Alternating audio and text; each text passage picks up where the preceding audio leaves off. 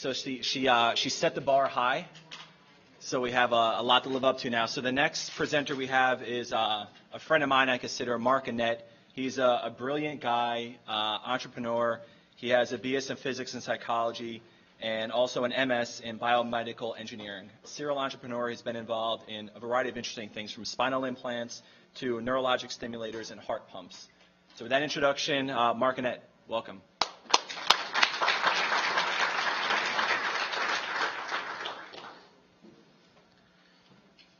Hi, my name is Mark Annette, and my moonshot is a gravitational theory of quantum mechanics, otherwise known as the theory of everything. So what's the problem? There are actually two theories out there. There's general relativity, which deals with gravity, and there's quantum mechanics, which deals with probability. Einstein spent the initial part of his life trying to disprove quantum mechanics. He's famous for saying God does not play dice.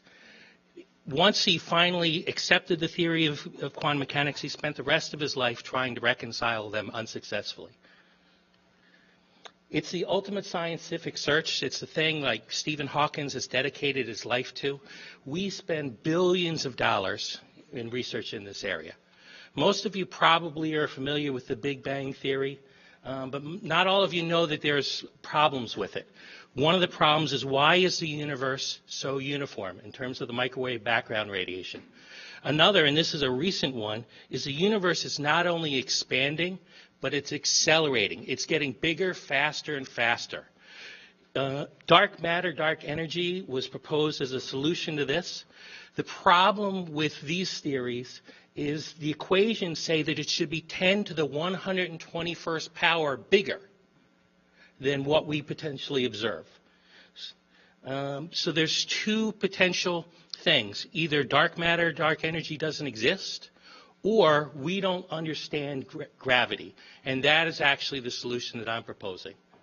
Einstein said that his greatest blunder was the introduction of a cosmological constant in order to produce a static universe. The cosmological constant was a new kind of energy inherent in space-time itself, and it's evenly spread out throughout the whole universe.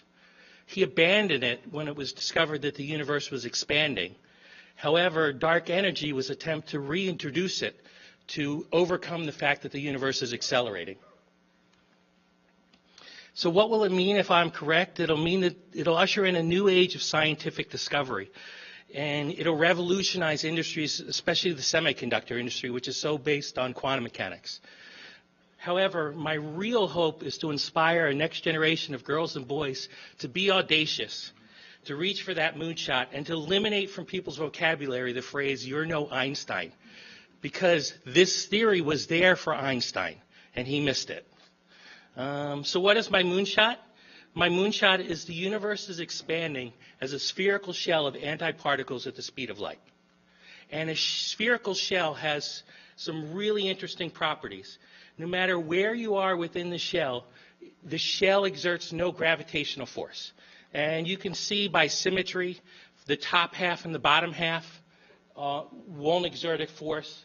It's a little harder left to right, but believe me, the math is in any freshman physics book. The right, it's closer to the part of the shell, but there's more shell on the other side. So it doesn't exert any net gravitational force. However, everything in the shell feels the shell. It knows it's there, and it feels it as a gravitational potential energy, which is proportional to 1 over the radius of the shell. So as the shell grows, the gravitational potential energy of all matter within the shell has to decrease its energy.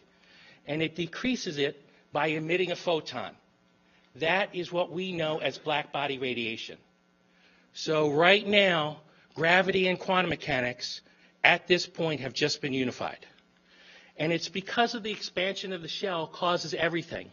It produces the quantum effect because instantly all matter inside the universe must be undergoing changes in their energy. The changes early on were extremely great.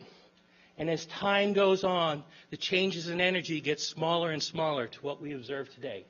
However, the volume of the universe has the opposite effect. Initially, the changes in volume we're incredibly small. But as time goes on, you can see that the volume is accelerating. So what we have is we have a new kind of energy inherent in space-time itself, evenly distributed throughout the whole universe, which is Einstein's cosmological constant. I said earlier that the shell is made up of antiparticles.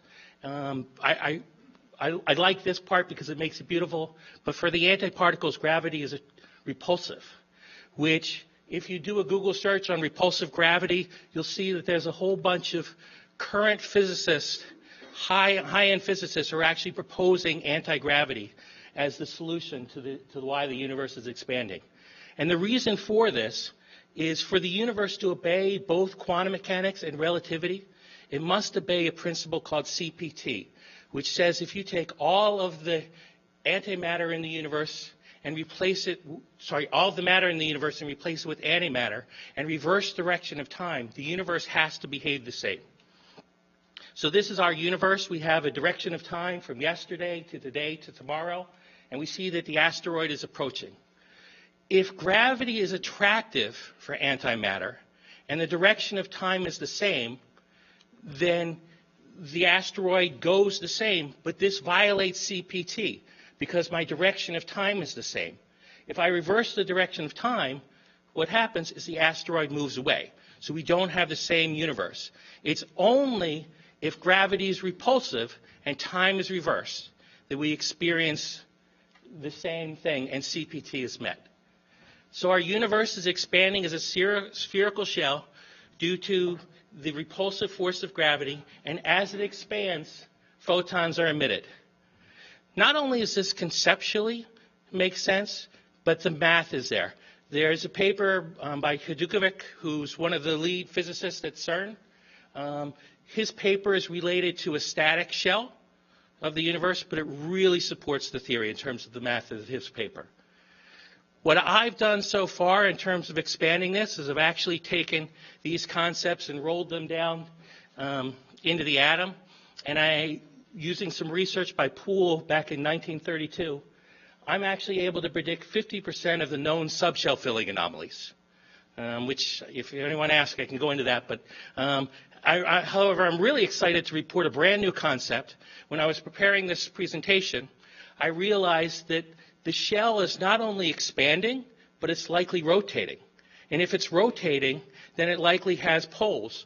And when I did this, I was like, well, if there's a magnetic field, is there any evidence? And sure enough, in 2010, Ando and Kosenko found primordial magnetic fields may permeate the universe. So I was really excited to find that pairing. So what I hope is to inspire a next generation of girls and boys to be audacious but not arrogant, to reach for that moonshot, to realize that they can be the next Einstein, the next Newton, Galileo, because the world of STEM has potentially just been opened up before them, and it's theirs for the taking. So I thank you, the committee, for allowing me to present my moonshot, and Google for allowing this opportunity.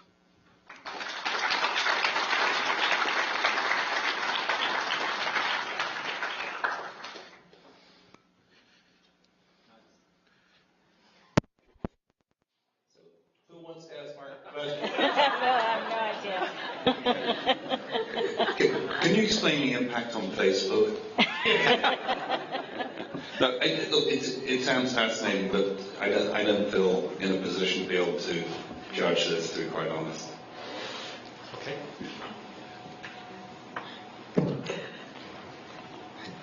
Me either. It went over my head, I'm sorry. Me too, but I'll venture a question here. So what are you trying to do? I understand you're doing research, you're doing some modeling around this, a lot of math. You're clearly way smarter than I am. What is it that you need to move forward?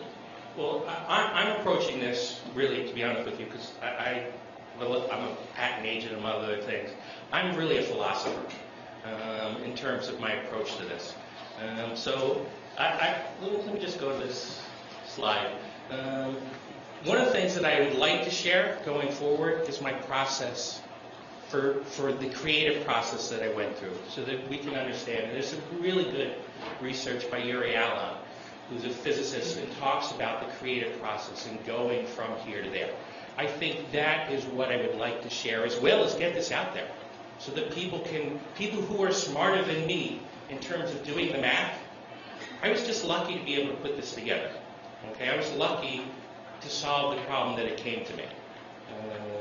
But there's a lot of people that will be able to advance science forward now. So in a sense, you're trying to get the word out that you've got some answers here. Yeah. And okay. So I think we can help with that, right?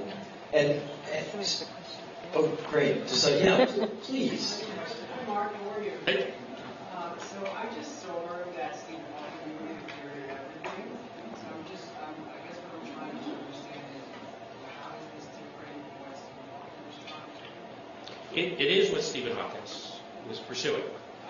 Okay, what the difference is that my approach is everyone is trying to come up with a quantum theory of gravity.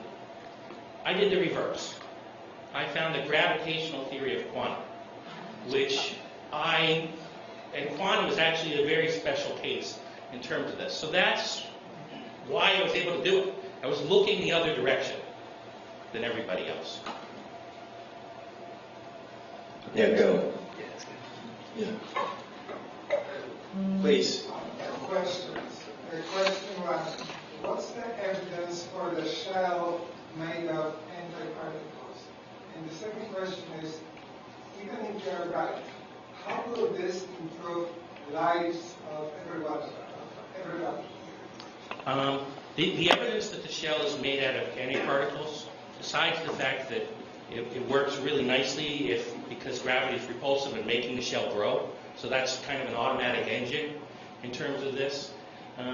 But one of the problems that we have with our universe model right now is there is no antiparticles around. And the question is, where are they? I've stuck them in the shell. That's where they are. Okay? I actually have some theories going forward in terms of why antimatter is actually dissipated here in our universe. But to the answer to the question of what potential impact does it have to everyone, I will really point to the semiconductor industry, which is based on quantum mechanics. And they use it very successfully, but have no idea why it works. So having an idea of why it works should lead to a revolution. Beyond that, I can't do any more. Or you don't have time. Yep. You got time. Chits. So, does this mean that you can predict the thickness of the shell at a moment in time?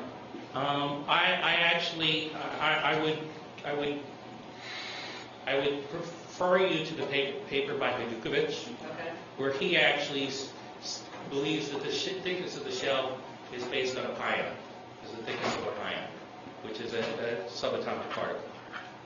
I want to thank you for this one's here. It's dead. I want to thank you for sharing with us. I thought actually you explained this incredibly accessible. I'm not a particle physicist, but I kind of followed what you were saying. I think the thought process you're talking about, lateral thinking and approaching things differently, is fundamental to what everyone is doing here. Practical applications will probably be military and probably be beyond the ken of a lot of people here. But it's fascinating. And, you know, it'll be great to see if this sort of gets adopted and is considered the latest thought process and advancement in unifying physics. Thanks.